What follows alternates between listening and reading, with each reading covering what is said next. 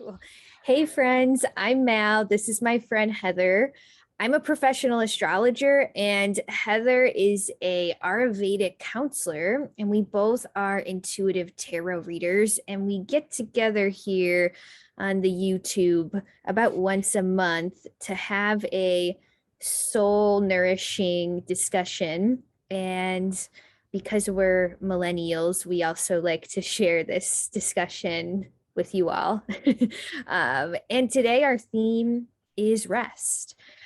So I'm really excited to kind of dig into this subject with you, Heather. And I don't know, do you feel maybe it would be a good place to start?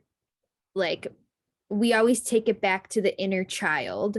Mhm. So, do you want to talk a little bit about maybe like, is this a weird question? Like how you perceived rest as a kid, or what you saw your parents doing with the idea of resting? Was it a good thing? Was it a bad thing?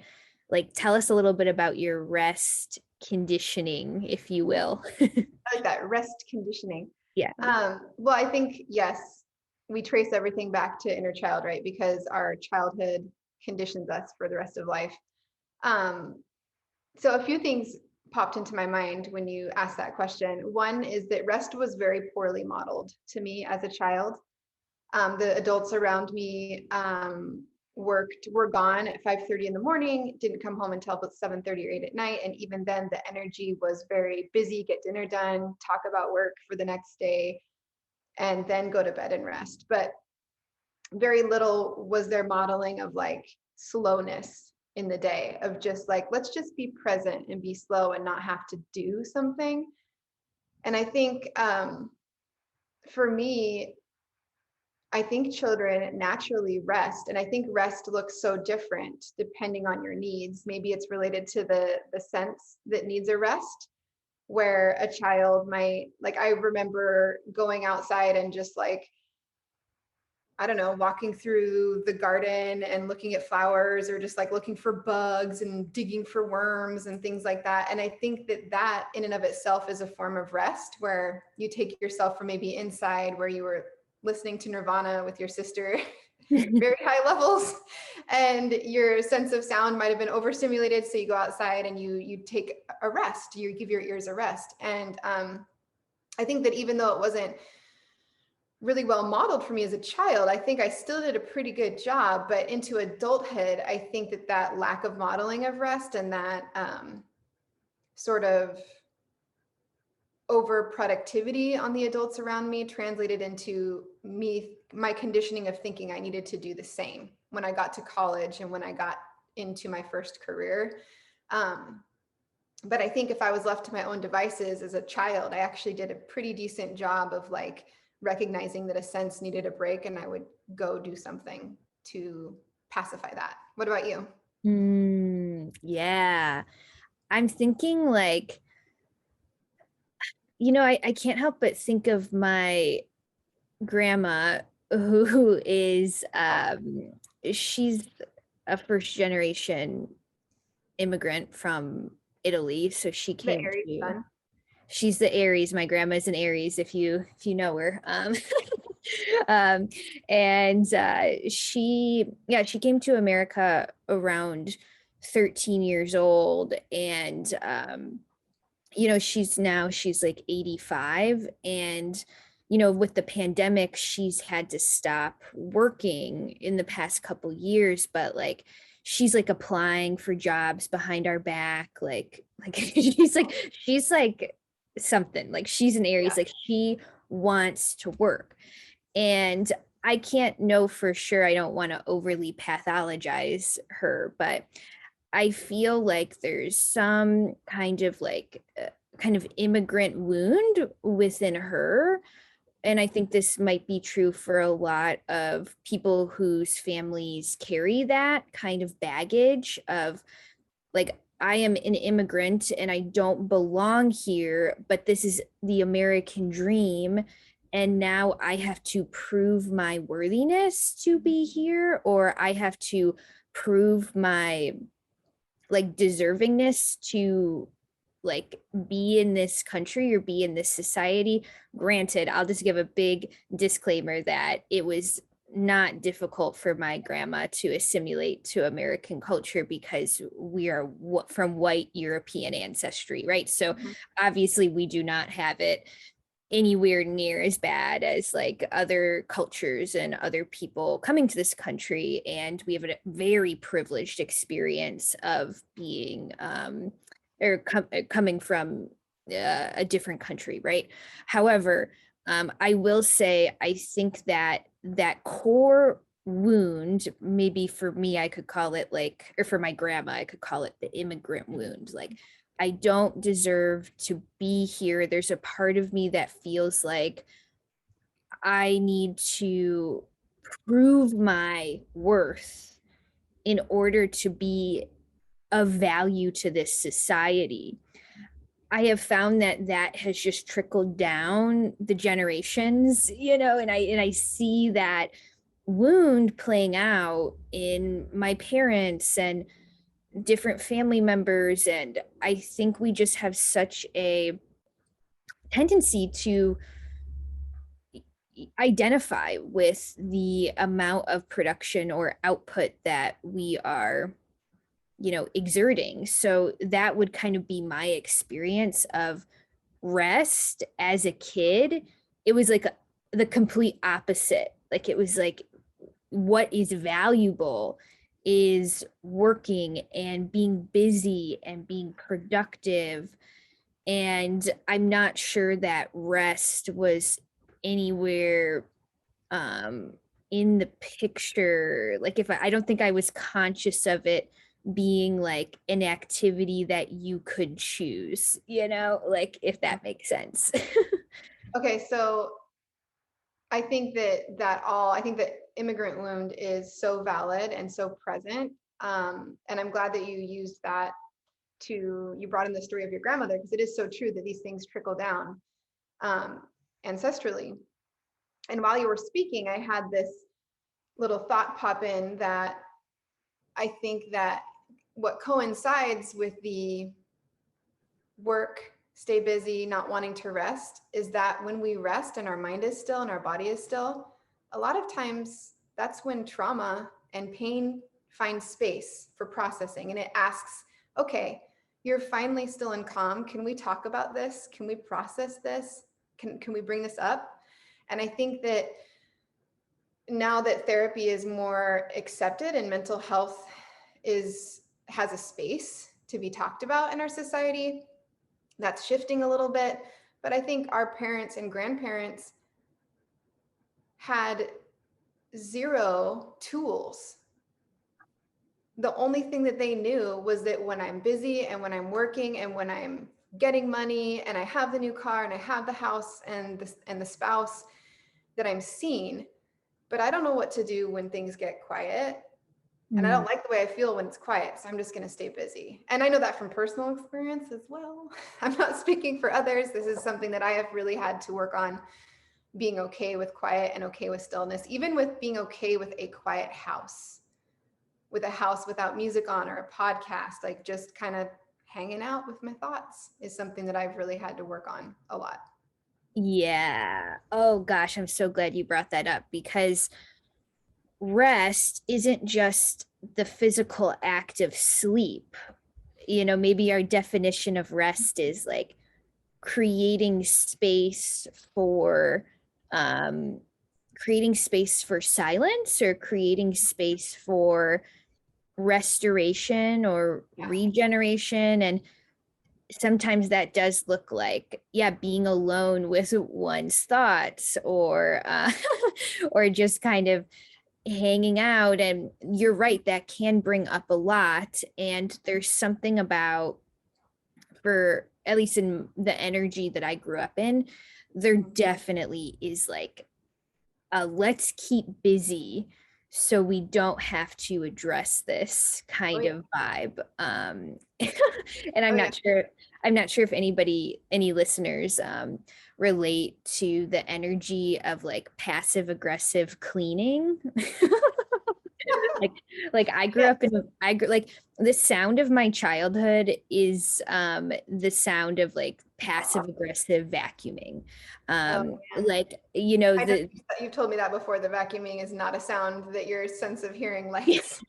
yeah, and as a highly sensitive person, I'm like the vacuum cleaner can really aggravate my nervous system. But you know, when I think about that passive aggressive vacuuming that went on and still goes on, you know, it's this like energy of like, oh, you're resting, well, I can't do that, you know. Oh, you're you know, taking care of yourself, well, aren't you lucky, you know. And Yes. I think there's a lot of shame and guilt projected from people who are running away from their minds, so like they have to always be being productive or vacuuming or whatever. Mhm. And then when you're not doing that and you're trying to heal your relationship with rest, there's like this weird guilt trip projection. And Yeah. that's something that I've struggled with. I'm not sure if that rings a bell for you in any way, Heather. Oh yeah. I think we didn't have passive aggressive cleaning, but I think, you know, my sister and I during the summertime, we were given like lists of things that had to be done. And it was like an unreasonable amount of things to ask young children to do. And there was really no space left for us to play and to just be kids.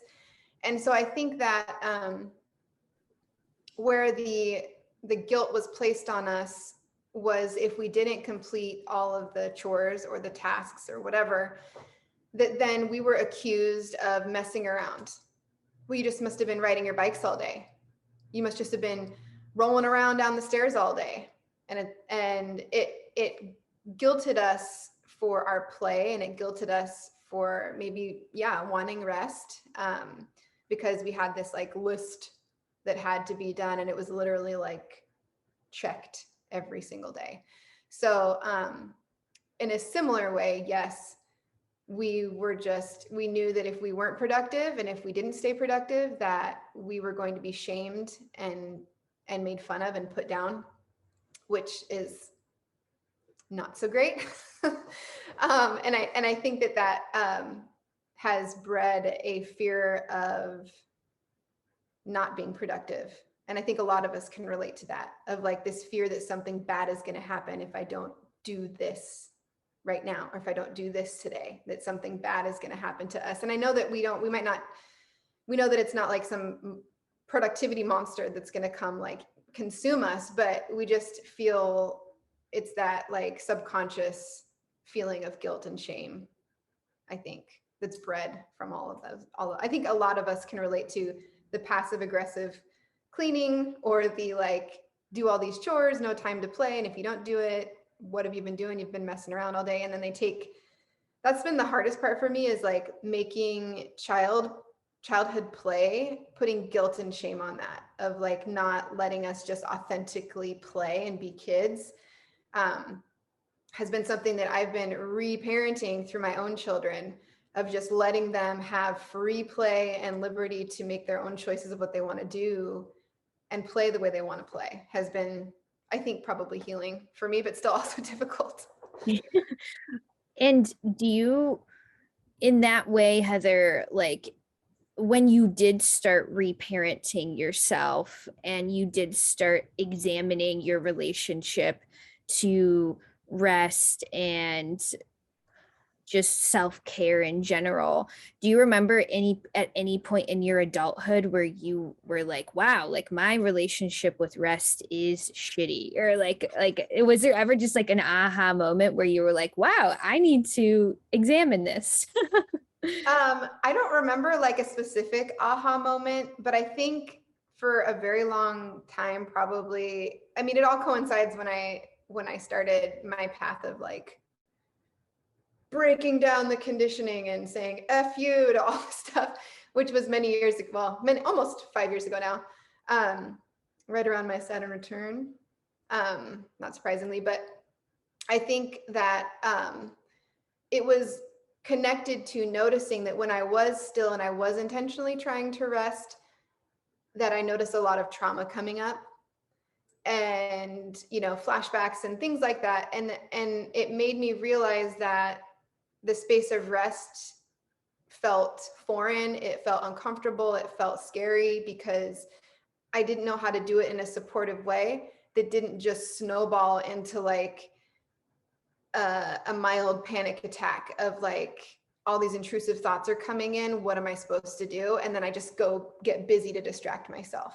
So I think it really coincided with recognition that in stillness, trauma and intrusive thoughts were present, and sort of like figuring out a way to make rest feel like a safe space, which I'm still working on because it's difficult, but I'm still working on that.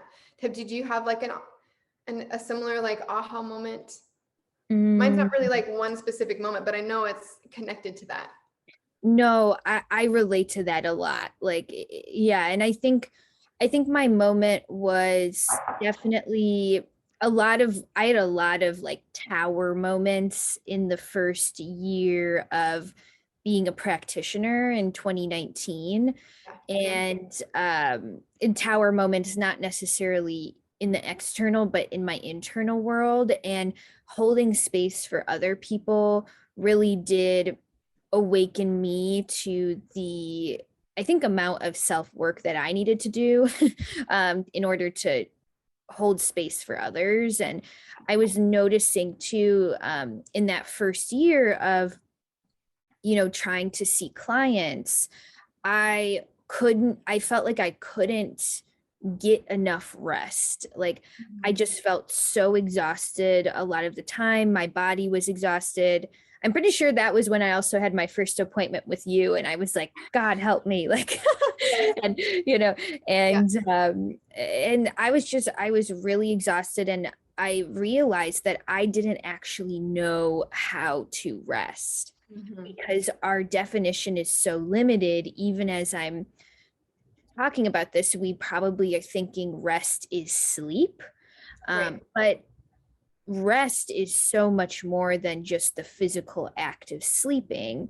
And that's something I've been realizing, like, something that the Highly Sensitive Person book, the author Elaine Aron, she writes about how highly sensitive people sometimes just need an hour where they're lying in a dark bedroom with Yeah. their eyes closed, and just, it's not even for sleeping purposes. Like, if you do fall asleep, great, but you just need that moment to de-stimulate It's like yourself.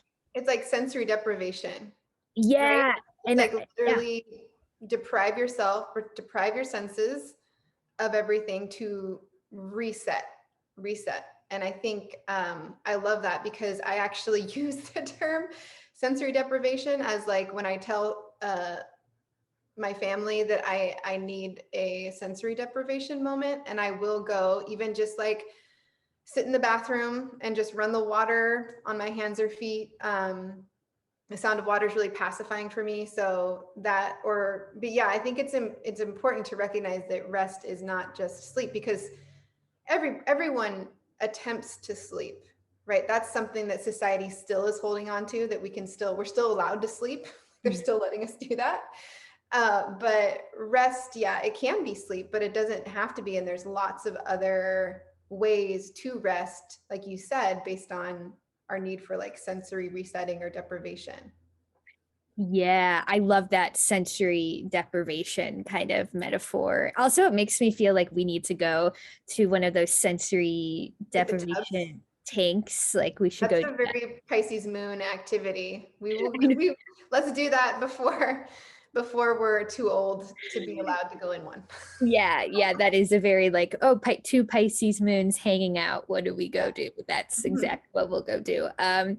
But I'm thinking, like, once I started realizing that rest is so much more than just sleep, that's when things really started to change for me. And I started to consider, like, how do I restore myself? What is actually restorative for me and my inner child? How do I make the work that I'm doing sustainable for me? And I think in like in like a capitalistic society, like I don't know if anything is really sustainable. Like the way we run ourselves isn't necessarily sustainable. Like is it in within the human nature to sustain a 9 to 5 job for like 30 or 40 plus years? Like is that sustainable for our human purpose or our meaning of life? Or I don't know, I'm asking really deep questions, but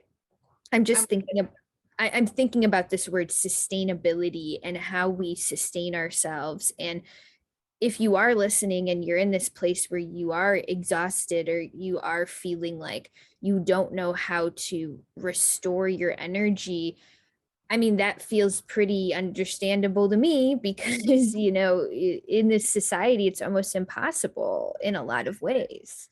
It is. And, we are, it's all, I feel like, connected to external motivation as well, where we are bred to or conditioned to be motivated by grades, by a salary, by a job title, by the house. And in order to achieve those things, it requires, like if you're a student, it might require that for some classes, if it's homework, if your homework is worth a lot of your grade instead of an assessment that shows what you actually know, it might mean that you have to do hours and hours of homework and not rest. It might mean that you stay at your job past your salaried contracted hours so that you can do well on your, observation or whatever it might be. And you are completely right. There's no room for rest and it's not sustainable. And I think that's why our society is so sick, both physically, mentally, and spiritually. We have a lot of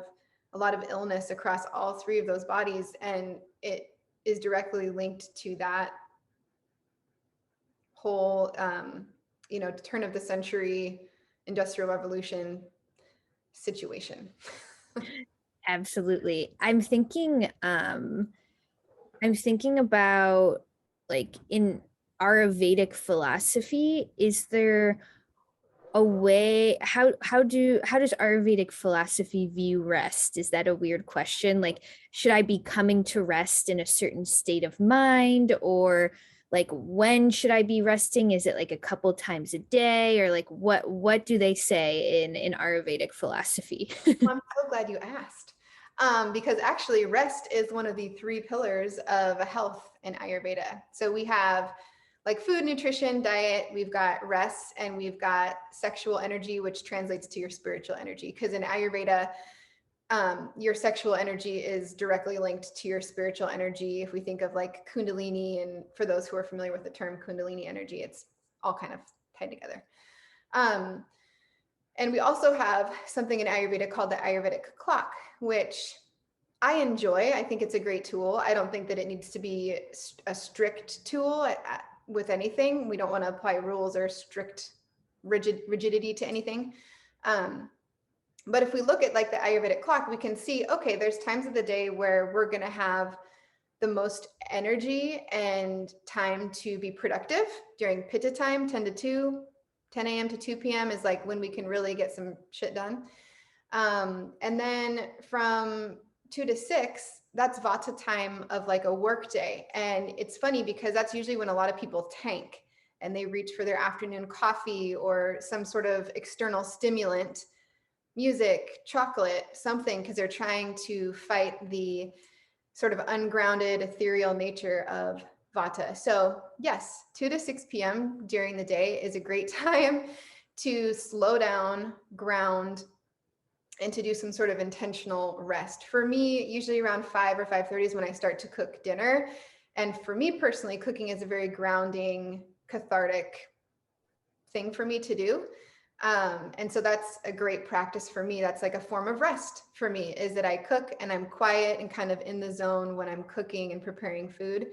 But I think that, if we're looking at what times of day Ayurvedically is a great time to rest, obviously listen to your intuition. But 2 to 6 is usually, since it's Vata time of day, a lot of people benefit from like going for a nice slow nature walk or doing some sort of sensory deprivation of some kind. Mm, Yeah. yeah, And it's yeah. seasonally too. I can bring that up later, but seasonally there's stuff to talk about too with resting. Totally, because like this time of year almost reminds me of the bear, like how Yes. how the bear is like Yep. preparing for hibernation. Mhm. And I know that from the little things that I know about Ayurvedic philosophy, I know that paying attention to the seasons are important. And it's also important to acknowledge that we can't expect the same things from our body from season to season, because our body's energy will be functioning at different levels in the summer versus the winter versus the spring versus the fall. Oh yeah. So I could imagine that right now we're almost preparing our energy for hibernation, and we probably are feeling a little bit more tired than usual, or maybe feeling like we do need higher amounts of rest than we did maybe need in the summer when we were a little bit more high energy. At least that's kind of how it is for me. I know everybody's different. Oh yeah. Is that kind of the flow? I think if we think about the way a bear lives, we would all be doing a lot better. Just live like a bear. Um, if you live in an area where there are seasons, if you live near the equator where there's not seasons, you've got it pretty easy because you don't have to do a lot of transitioning, which is why I liked living in Hawaii.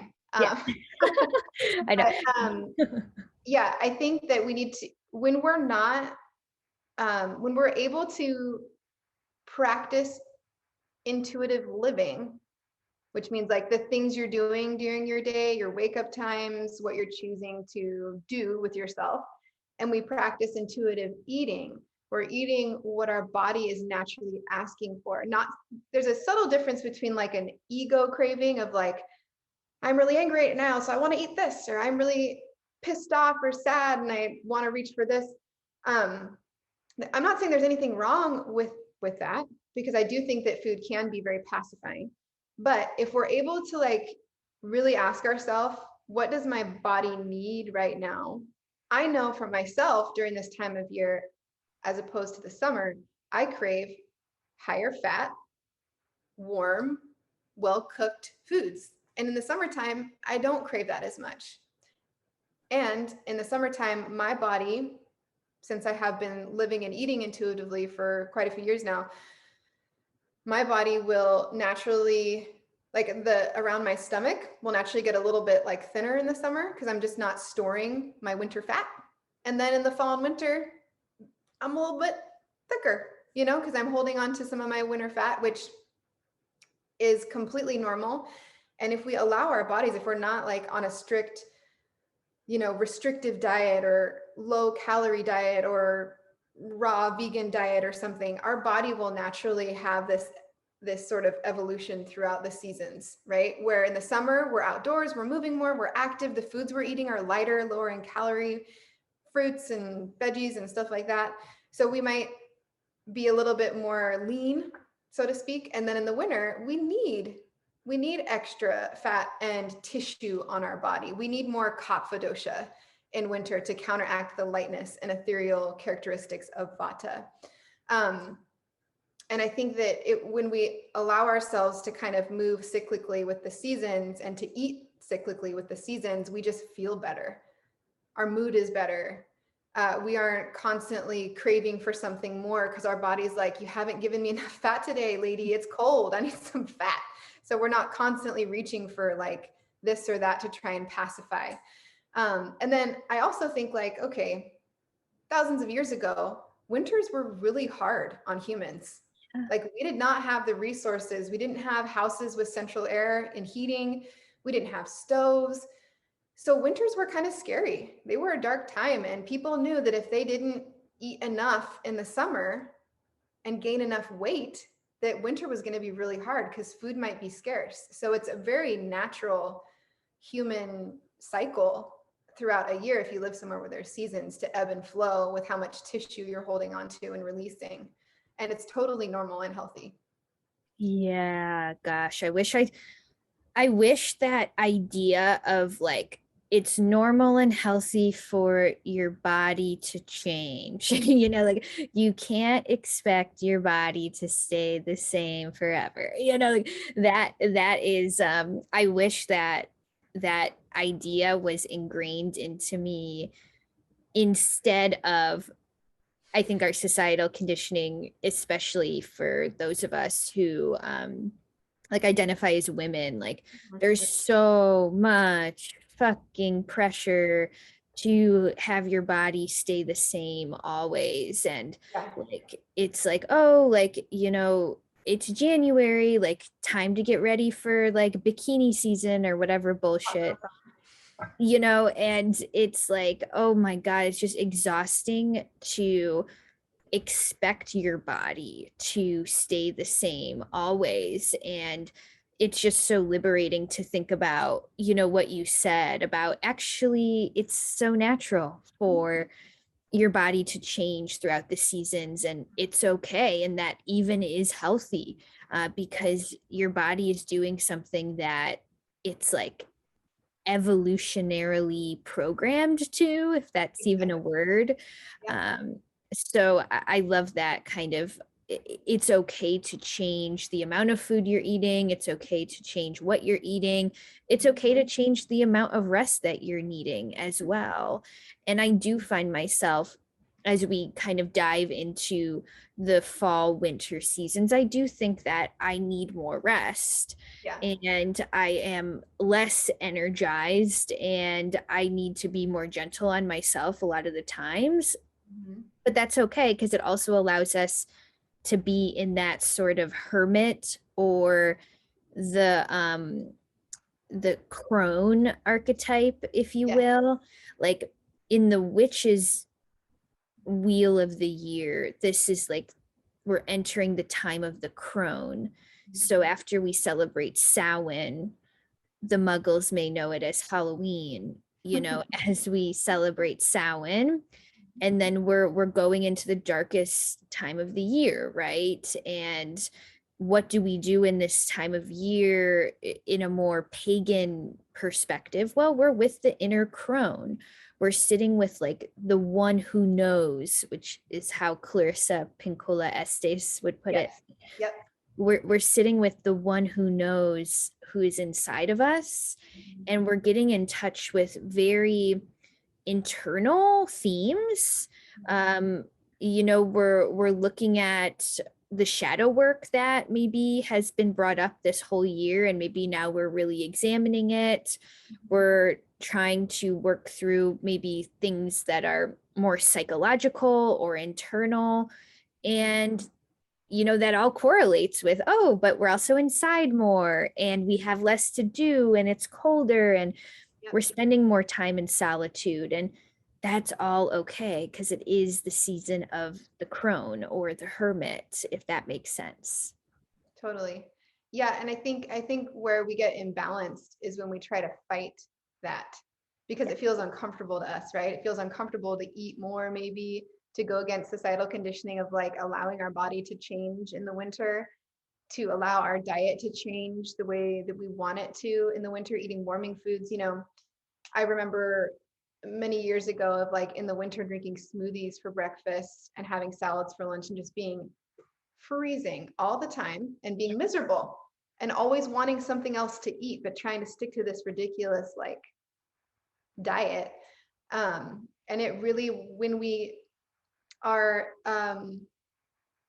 so like increases, like you guys have heard me say this before, but like, so for Vata season, fall and winter, we have air and ether are the predominant elements and the energies, right? So cool, ethereal, spacey, ungrounded. And so if we're eating a diet that doesn't bring an opposite to balance that, we just increase that and vitiate that dosha. So, you know, that's why it's so important and why we naturally crave heavier, more fatty, oily foods in this time of year. It's because it naturally grounds us. It gives us warmth, which we need for this time of year, and it gives us heaviness, which we desperately need this time of year. And rest grounds us.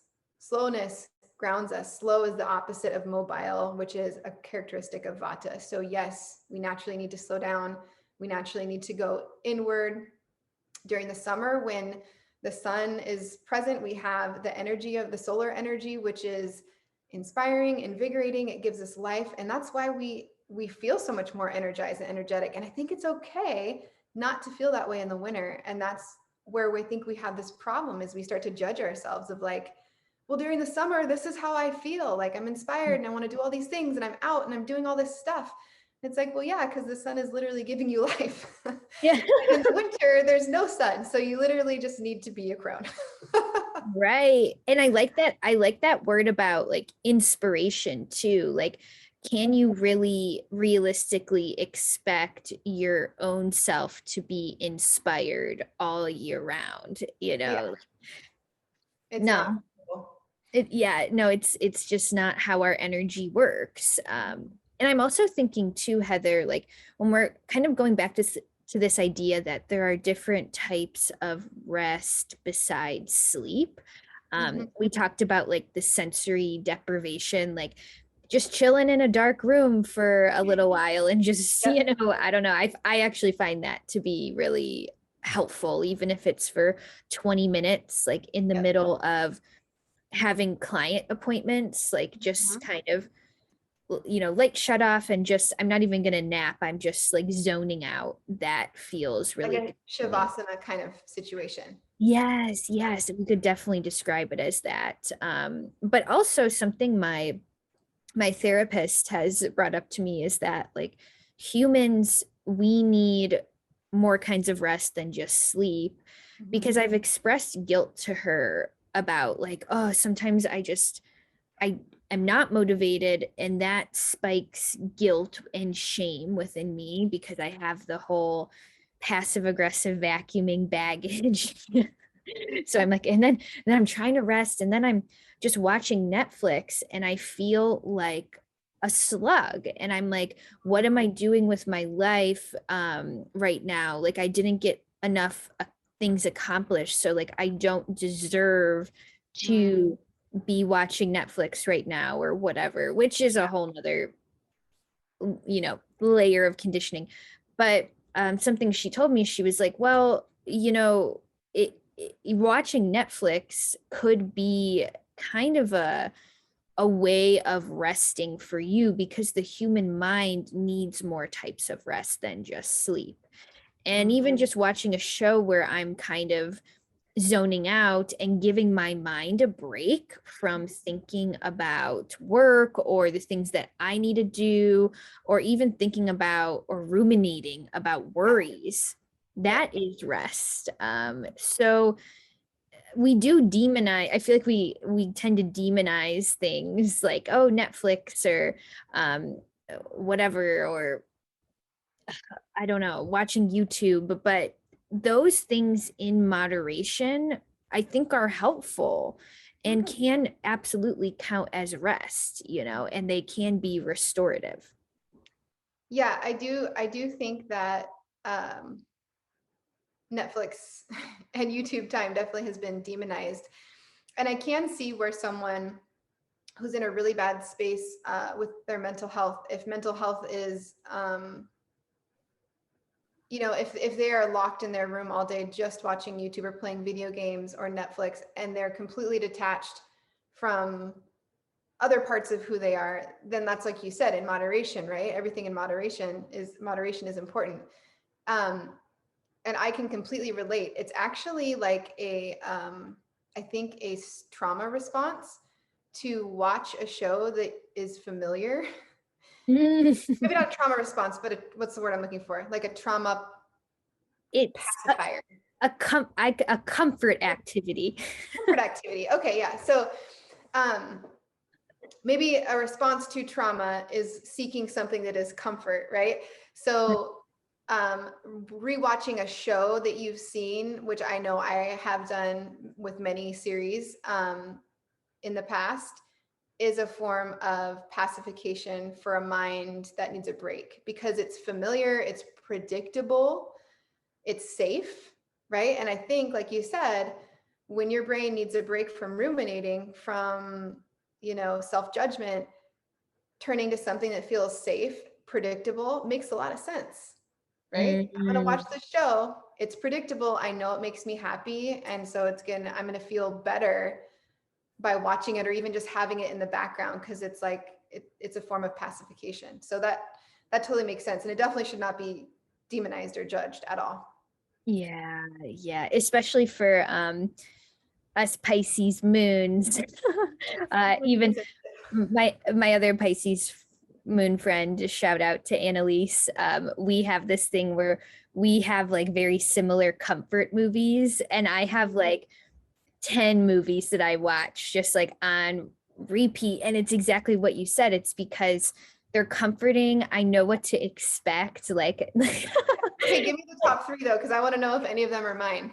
okay, well, I feel like I definitely Legally Blonde, Yep, Miss Congeniality, and I'm also a big fan of Mona Lisa Smile with Julia Roberts. I think that's such a good movie.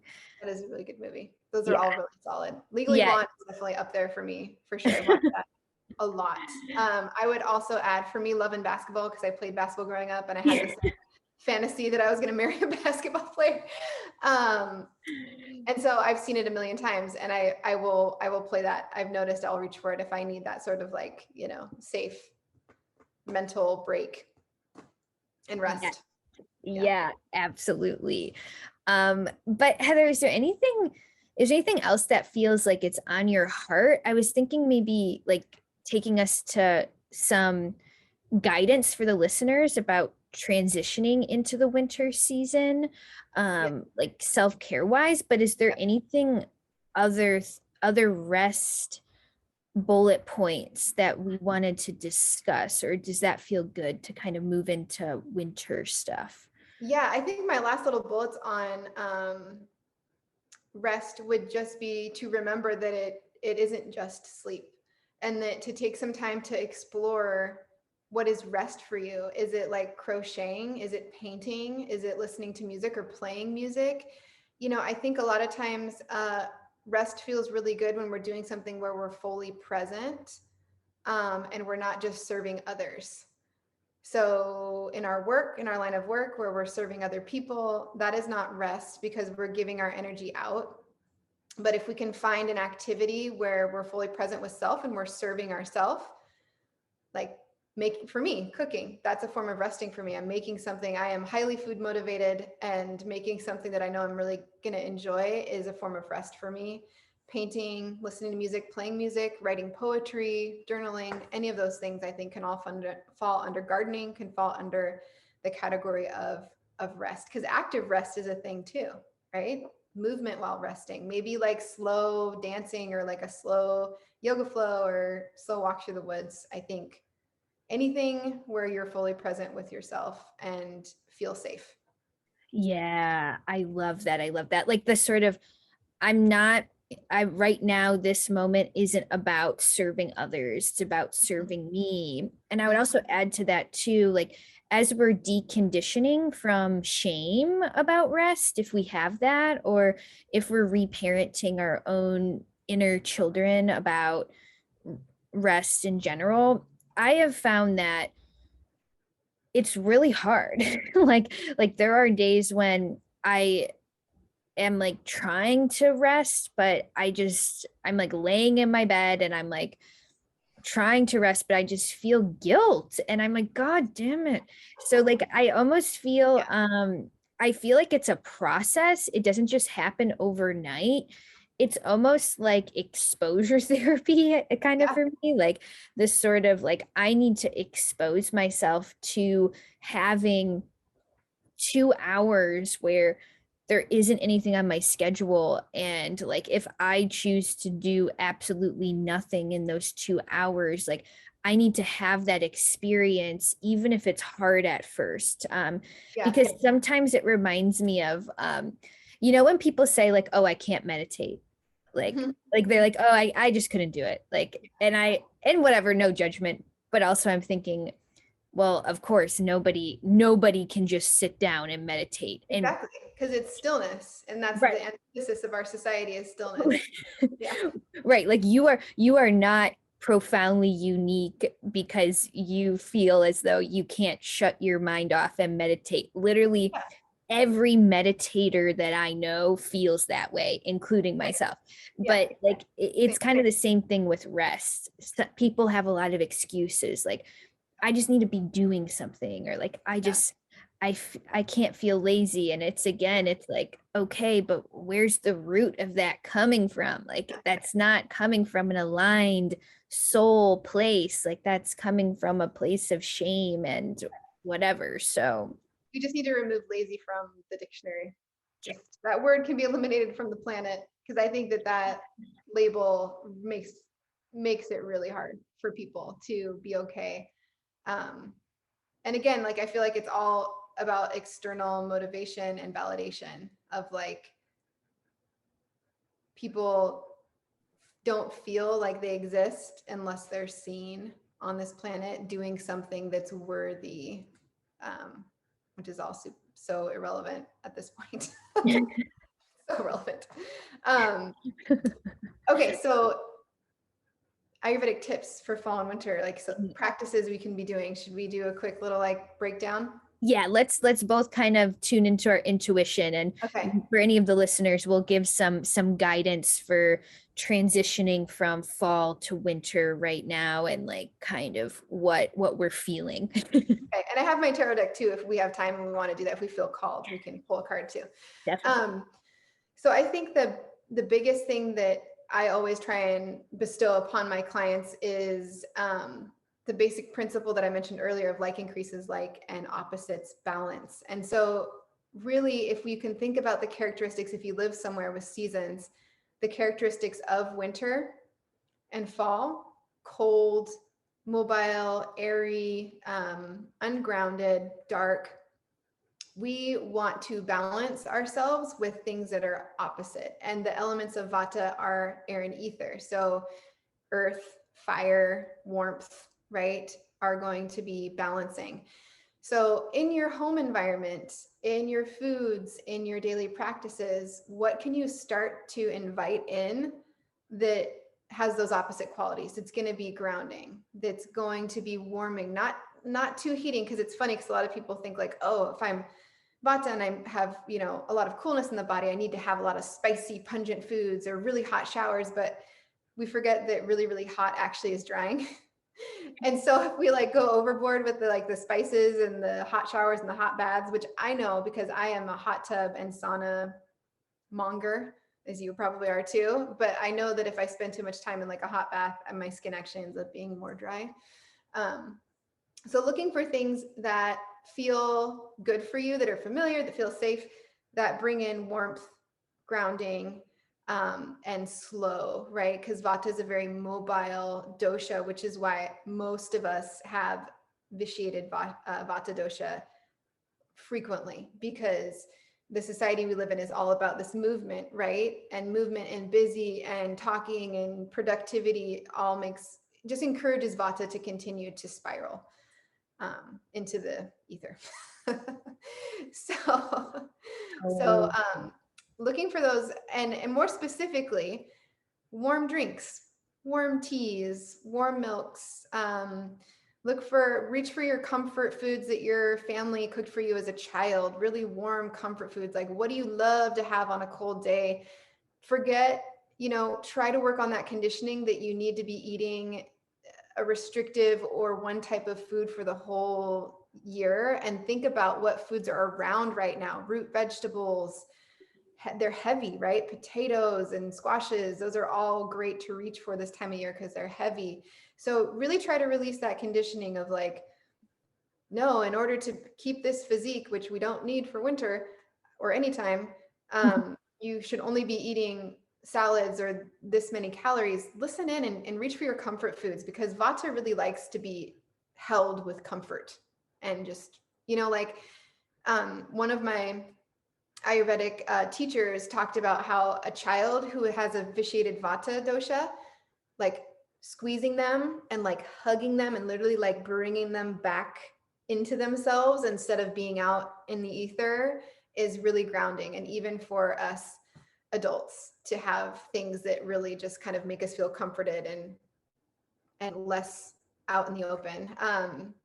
And then also, if you like to use body oil, Abhyanga massage is really, really good this time of year. So switch out your dry brush, which is more invigorating and good for like kapha season, and really focus on some warming oils. I just take a warm bath, and I don't like to do the whole stand on the towel. Will take a half an hour, and I'll just in the bath, I'll take my oil and just massage my skin and my body in the oil or in the bath, so that it's not like I'm not having to do two things. And then yeah, wherever warming spices that you love that are warming but not overly spicy, just figure out ways to integrate it into the foods that you already love, is like number one. Yeah. Oh, I like that. That's given me some ideas about how to shift. I got to get back on my Abhyanga game here. I don't practice like, I mean, I think that when we hear other things that other people are doing, there's a feeling of like, oh, I have guilt because I haven't been doing it.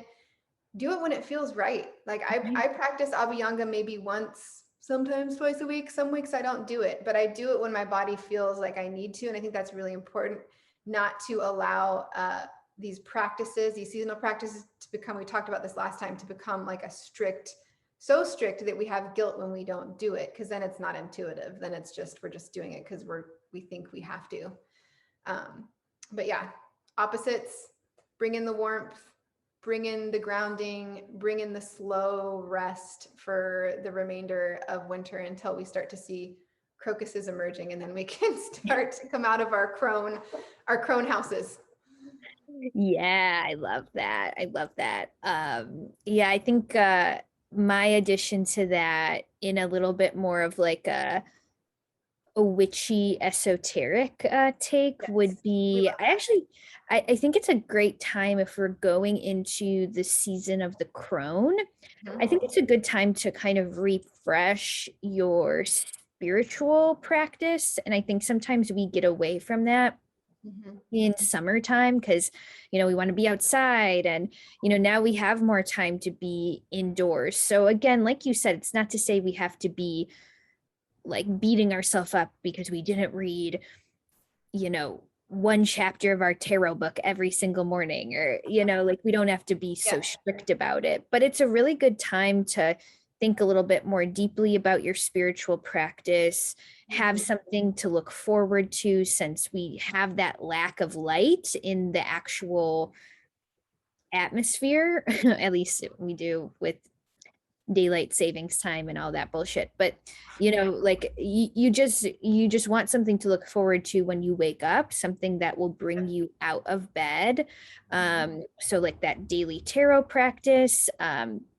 My astrology teacher, Achyuta Bhava, he talks about how important it is to have a spiritual text that you are dedicated to. And I think, it is kind of like cozy read by the fire season. So if you have a spiritual text that you can maybe dedicate yourself to for the next couple months, that might be a really nice spiritual practice, even if it's just one page every morning. And a spiritual text could be anything. I mean, it could be The Artist's Way by Julia Cameron. It could be Women Who Run with the Wolves, the Bhagavad Gita, if you want to really dive into something, or some kind of text on yogic philosophy, or even a book of poetry, Mary Oliver, or whatever. Something, yeah, anything that feels relevant to you. Even I'm a big fan of Mitch Horowitz and his writing on like manifestation and developing habits. So just really anything that feels relevant at this moment. And I have a shit ton of book recommendations. If you ever want to email me, I can hook you up with the book recommendations. Okay. You need to make a reel video on Instagram of all, just throw them on the table, book recommendations. People would eat that up. Okay, love it. I'm writing that down. Yes. And so we want a spiritual text, I think, at this point in the season. That's my recommendation. And also something that's really saved me during winter, and I know you're like this too, Heather, like we really need to be outside like every day. Yep.